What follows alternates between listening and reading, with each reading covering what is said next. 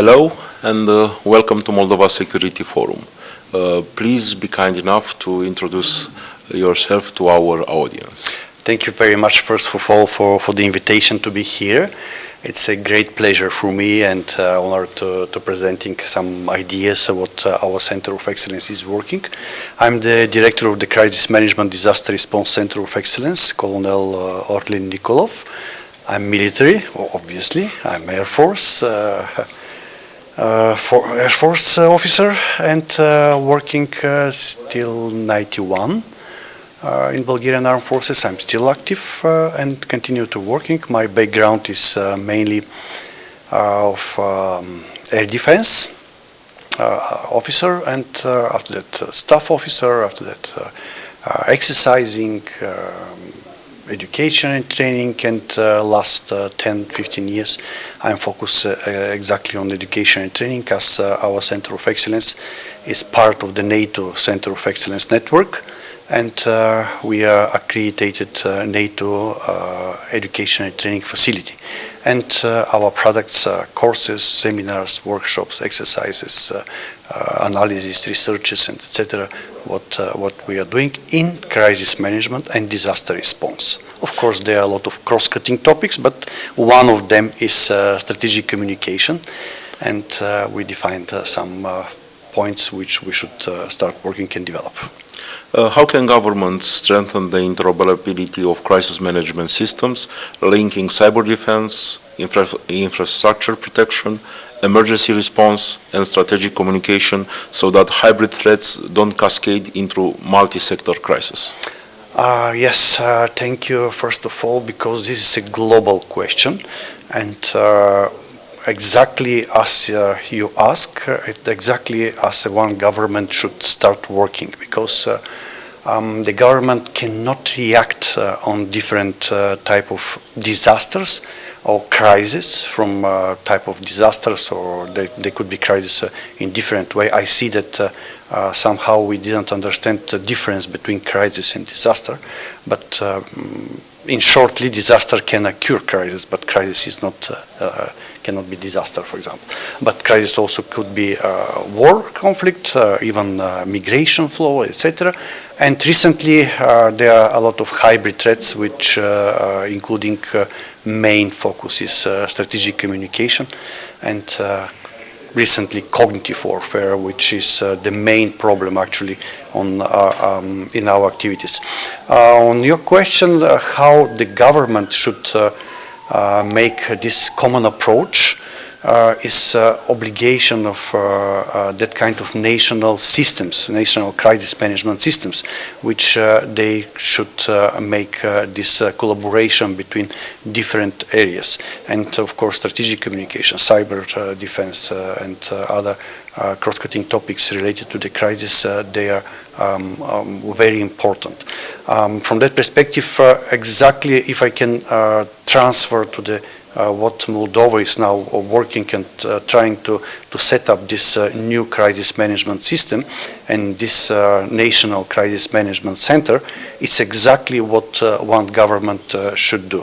And I would like again to congratulate with these efforts for Moldovan government, because most of the people and most of the organizations, even ministries, they do not understand that this national center will not take some kind of responsibilities. It's opposite. It will cooperate, will integrate all this knowledge in one place. And this is making exactly because they should working proactively and should working before the disasters or crisis occurs. Because when we have a disaster or crisis or different types of situations, we have the institution which could react.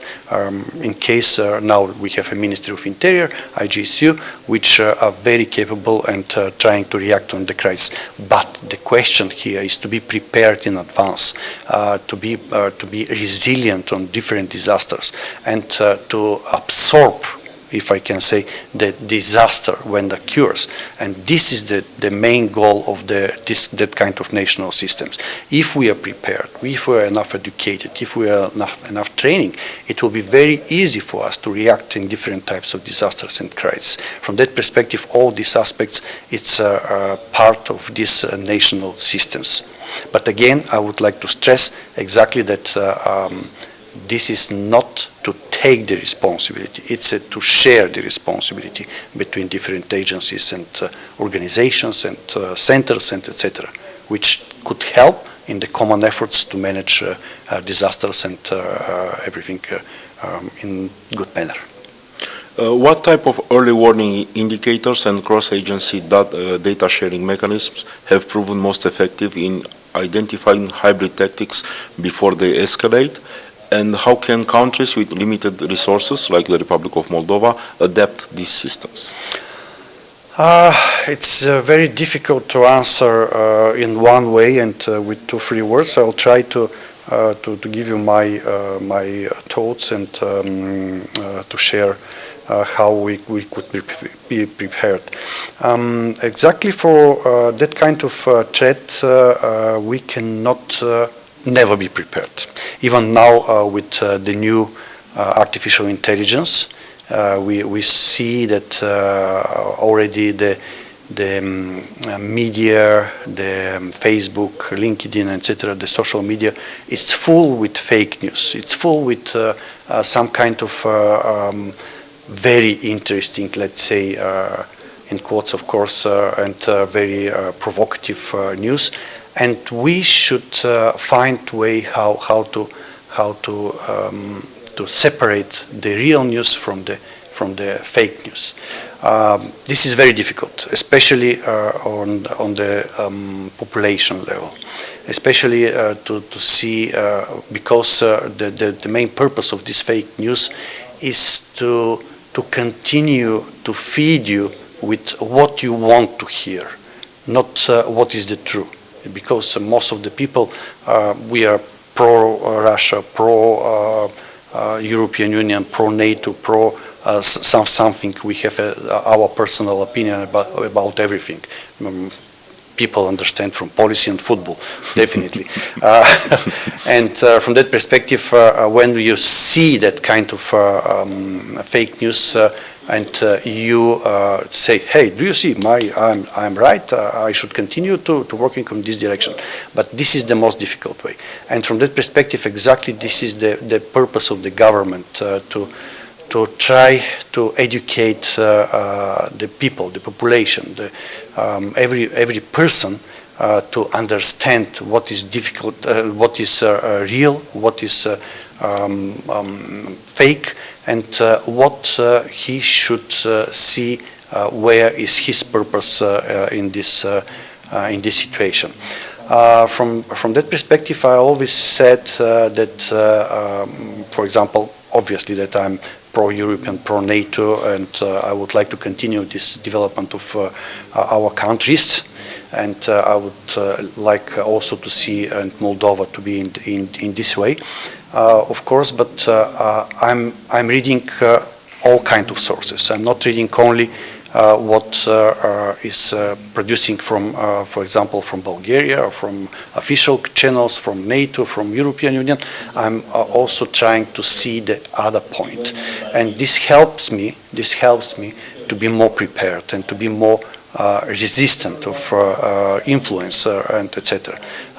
This is the task which we should define, and this is exactly the example which I would like to reach every one person, and not to tell him what to do, but to tell him how to define, how to separate fake from real, and after that this is his personal choice how to continue and what to do. I gave one example, my personal, it's not example which I would like also to share here, that about when the Ukrainian war started, when the Russian invasion came in 22. I know Russian, of course. I like the Russian people. I would like to cooperate and to talk with them because we are Slavianic people, we are one blood, and I would like to continue to develop on that way. But when this happened, my position was my personal. Again, I would like to stress, my personal position is that I cannot support that kind of invasion, that kind of behavior of some person, and to decide what to do. From that perspective, my personal protest against this war is, for example, not to use any more Russian language, not to buy anything what is related with the Russian economy, and from that perspective to feeding. Of course, if I'm only one person, and I'm sure that I will not resolve this invasion, but I would like to give this my personal example that everyone can give his personal point of view and to start working on what he would like to develop.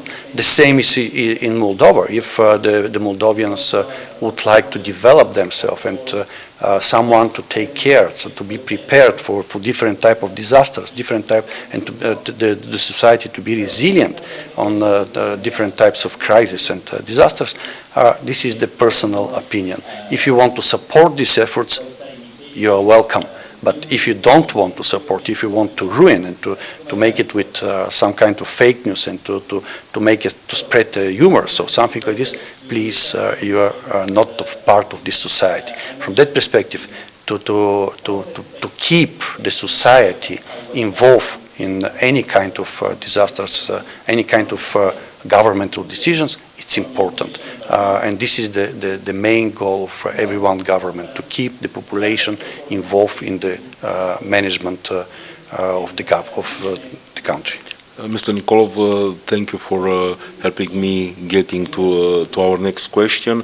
In an age where disinformation amplifies every emergency, what communication protocols and institutional practices best ensure public trust during crisis, especially when false narratives spread faster than official information? Yes, exactly about this spreading of the information. But most of the cases we spreading humors. Most of the cases we spreading information what we heard in the bus number 5 when we're traveling at work. And one woman say in the bus, I like this sentence, one woman, or American professor said that, or Russian professor said. This is not the correct way, and we should follow exactly this way how to working with the facts, how to keep the facts. And unfortunately, I see that recently even the national televisions, even CNN, BBC, they are trying to make a personal point of view, which is wrong. We want the people, we want the facts. Keep us informed. We will make our decision. We will form our point of view, and maybe we can change it. If I see that someone from different sources trying to convince me that I'm wrong, I completely believe me that I will continue to be wrong.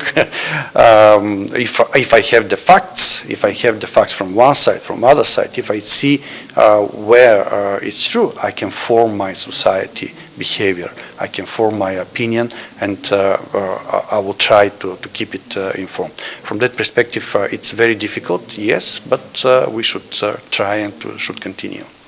Mr. Nikolov, in a crisis, what is the most important thing people can do to stay safe and avoid being misled by false information?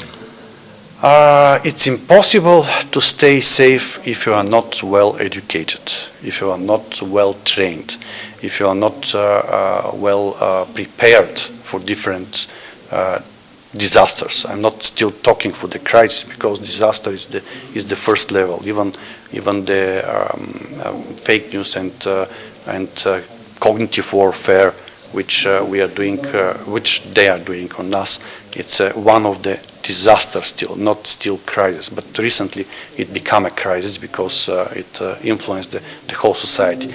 But without well prepared person, citizens, without well-prepared management systems, without well-prepared decision makers, it will be very difficult to react when the disaster or crisis occur. From that perspective, my advice will be to focus on this preparation, because this preparation will give us enough time to react in different disasters, because in this situation every one person will know what to do, and every one government, every one institution will know his responsibilities in different types of crises. And when our early warning systems are well prepared, when our population is well trained and educated, it will be very easy to absorb the first shock of the disaster or crisis. From that perspective, my advice will be exactly this one. And the focus on new national, I see that the focus of the new national crisis management system, new law, what in Moldova they already have it, new national center, are exactly in this direction. And this is the right way.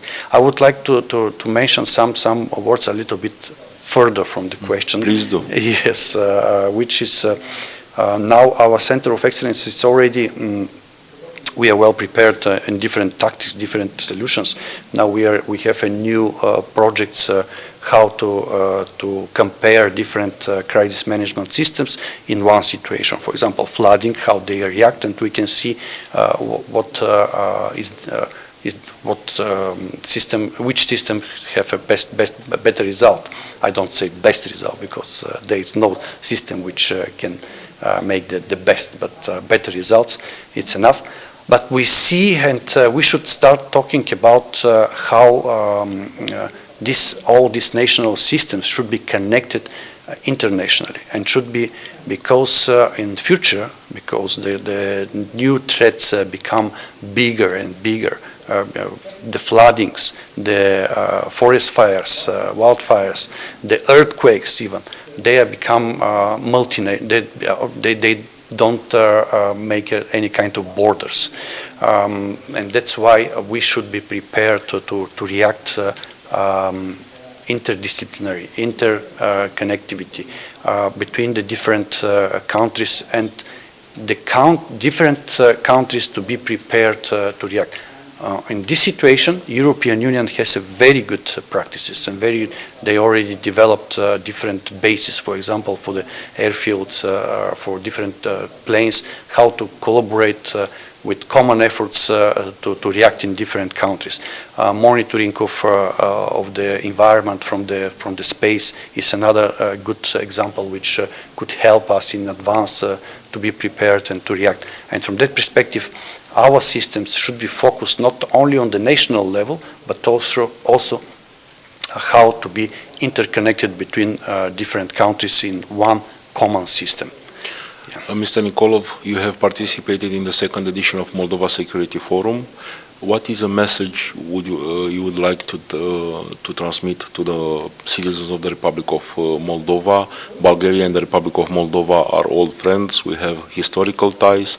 In the Republic of Moldova, we have a big Bulgarian ethnic community. Mm-hmm. What is your message for our citizens? My message is to help on these efforts on the government, because what we saw that this government has absolutely new approach, absolutely new thinking, and I would like to congratulate this government, because I see that this new thinking is absorb all lessons identified from different countries and trying to make a new system, which is completely unique. And I would like to be involved even in that process, and to research these efforts, because I would like to apply this knowledge and lesson learned from the Moldovians to other partner countries, because we had I would like to give you one example, just a little far away. Please do. Yes, but we are working with Jordan last 5 years, and they have very good facilities, well developed facilities with absolutely how should looking one system as national crisis management system. Believe me, it's a great facilities and everything, techniques, systems, communications, tools, sharing information, etc. But they do not have good educated personnel how to manage with this system. In Moldova is opposite. Actually, Bulgaria is almost the same case. We have a lot of professors. We have a lot of people who knows how to do it, but we don't have materials and facilities which to develop. And now in Moldova is a unique case because I see that the knowledge implemented in correct way how to develop the national crisis management system. That is really unique, and my message again to the people, please support these efforts. That will be great achievements, believe me, and as I said, one Bulgarian professor said, one Bulgarian military said, and believe me that will give you a lot of benefits in future, and you'll be prepared. Thank you again, Mr. Nikolov, and we expect you back in the Republic of Moldova whenever you will have the opportunity. Thank you very much, and really hope to continue to working. Thank you.